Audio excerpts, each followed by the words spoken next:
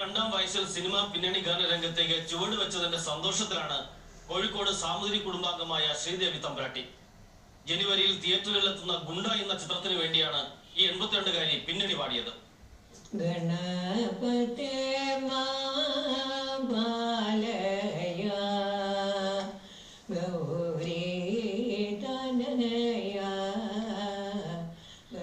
കോഴിക്കോട് മാങ്കാവ് പടിഞ്ഞാറേക്കോവിലകം ശ്രീശൈലത്തിൽ ശ്രീദേവി തമ്പുരാട്ടി പ്രിയപ്പെട്ടവർക്കും പരിചയക്കാർക്കും സ്വന്തം ഏടത്തി തമ്പുരാട്ടിയാണ്.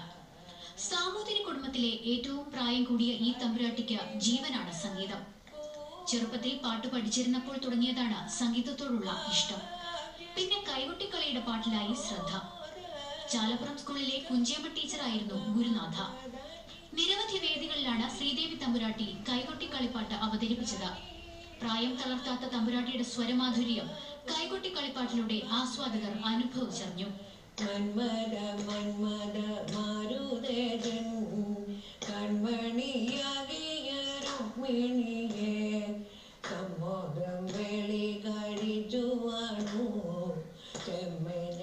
റേഡിയോയിലും ഏടത്തി തമ്പുരാട്ടിയുടെ കൈകൊട്ടിക്കളിപ്പാട്ട് ഏറെ ശ്രോതാക്കളുടെ ശ്രദ്ധ നേടി. രേവതി പട്ടത്താനത്തിന്റെ ഭാഗമായി നടന്ന കൈകൊട്ടിക്കളിയിൽ പാടിയ പാട്ടാണ് സിനിമാ പിന്നണി ഗാനരംഗത്തേക്ക് തമ്പുരാട്ടിക്ക് അവസരം ഒരുക്കിയത്. അത് ഞങ്ങൾ കൈകൊട്ടിക്കളി കളിപ്പിക്കലുണ്ടായിരുന്നു, ഞാൻ കളിപ്പിച്ചായിരുന്നു. അപ്പോൾ ആ പാട്ട് പെട്ടെന്ന് കിട്ടണ്ടായാലും വിചാരിച്ചിട്ട് റെക്കോർഡ് ചെയ്യാൻ പോയി. ആ മഹാറാണി ഹോട്ടലിൻ്റെ അടുത്ത് ഒരു സ്റ്റുഡിയോ ഉണ്ട്, പേരെന്താ ആവുന്നില്ല. അപ്പോൾ അവിടുത്തെ ആ ബിജു പറഞ്ഞ ആൾ അങ്ങോട്ട് വിളിച്ചതാണ്. കുടുംബാംഗങ്ങൾ പ്രോത്സാഹിപ്പിച്ചതോടെ പിന്നണി ഗായിക എന്ന നിലയിൽ ആത്മവിശ്വാസവും ഏറി. അങ്ങനെ സലിംബാബ സംവിധാനം ചെയ്ത ഗുണ്ട എന്ന സിനിമയിൽ ജീവിതത്തിൽ ആദ്യമായി തമ്പുരാട്ടി പിന്നണി പാടി. കടലമ്മ കനിയാണ് കനിയല്ലേ എന്ന് തുടങ്ങുന്ന നാടൻ പാട്ടിന്റെ ശീലുള്ള 4 വരിയാണ് ഏടത്തി തമ്പുരാട്ടി ആലപിച്ചത്.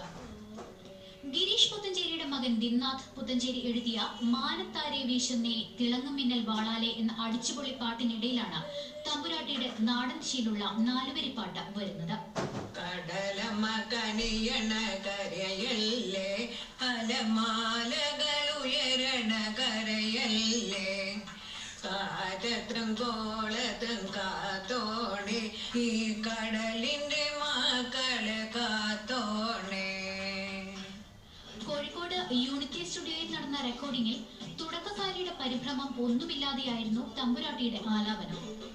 ഗാനരചയിതാവ് ദിൻനാഥും സംഗീത സംവിധായകൻ സാജൻ കെ റാമും നൽകിയ നിർദ്ദേശമൊക്കെ അതേപടി അനുസരിച്ച് തമ്പുരാട്ടി അരങ്ങേറ്റം അവിസ്മരണീയമാക്കി. ആദ്യ സിനിമയിലെ പാട്ടനുഭവത്തെക്കുറിച്ചും എല്ലാവരും അഭിനന്ദനം അറിയിച്ച ആ നിമിഷത്തെക്കുറിച്ചും തമ്പുരാട്ടിക്ക് നല്ലത് മാത്രമാണ് പറയാനുള്ളത്. അതെ, അവിടെ ഞാൻ പുത്തഞ്ചേരിയുടെ മകനും മരുമകനും ഒക്കെ ഉണ്ടായിരുന്നു. പിന്നെ അകത്ത് കുറെ ആളുകളുണ്ടായിരുന്നു അവിടെ.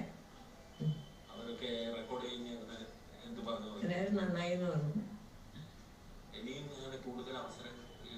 പാട്ട് പാടാൻ പോകാം. സിനിമയിൽ താൻ പാടിയ ഭാഗം അഭിനയിക്കാൻ തമ്പുരാട്ടിക്ക് അവസരം ലഭിച്ചെങ്കിലും ആരോഗ്യപരമായ കാരണങ്ങളാൽ സ്നേഹപൂർവ്വം നിരസിക്കുകയായിരുന്നു. പ്രോത്സാഹനമൊക്കെ ഉണ്ടായില്ല. ഞാൻ തന്നെ പറഞ്ഞതാണ് എനിക്ക് ആക്ട് ചെയ്യാൻ വയ്യാതെ. അവർ കുറെ ചോദിച്ചു. പിന്നണി ഗാന അരങ്ങേറ്റം ഗംഭീരമായതോടെ തമ്പുരാട്ടി ആഹ്ലാദത്തിലാണ്. സിനിമയിൽ ഇനിയും പാട്ടുപാടാൻ അവസരം ലഭിച്ചാൽ പൂർണ്ണ മനസ്സോടെ സ്വീകരിക്കുമെന്നും അഭിനയിക്കാനില്ലെന്നും ശ്രീദേവി തമ്പുരാട്ടി പറയുന്നു. ഞാൻ പോയില്ല, മുക്കോതിയുടെ വേഷക്കാരൻ പുതിയ തലമുറയ്ക്ക് കൈകൊട്ടിക്കളി പറഞ്ഞു കൊടുക്കുന്നതിൽ തമ്പുരാട്ടി സമയം കണ്ടെത്താറുണ്ട്. കൈകൊട്ടിക്കളിയോട് ന്യൂ ജനറേഷൻ കാണിക്കുന്ന താല്പര്യം ശ്രീദേവി തമ്പുരാട്ടിയെ ഒട്ടുന്നുമല്ല സന്തോഷത്തിലാക്കുന്നത്.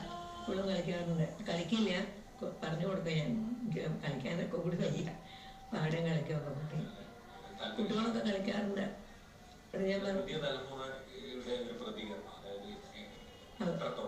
അവർക്കൊക്കെ നല്ല താല്പര്യം ഉണ്ട്. അവർക്ക് കുട്ടികളൊക്കെ കളിക്കാറുണ്ട്.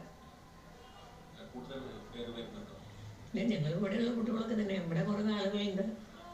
ആധ്യാത്മിക പുസ്തക വായനയും കൈകൊട്ടിക്കളിപ്പാട്ടുമാണ് ഏട്ടത്തി തമ്പുരാട്ടിയുടെ പ്രധാന വിനോദം.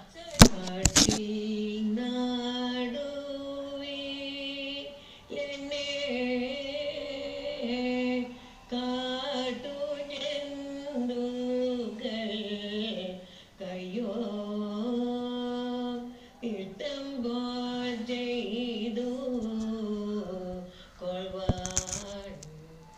പ്രശസ്തയാവാൻ യോഗമുണ്ടെങ്കിൽ പ്രായം അതിനൊരു തടസ്സമാകില്ലെന്ന് ശ്രീദേവി തമ്പുരാട്ടിയുടെ സിനിമാ പ്രവേശം തെളിയിക്കുന്നു.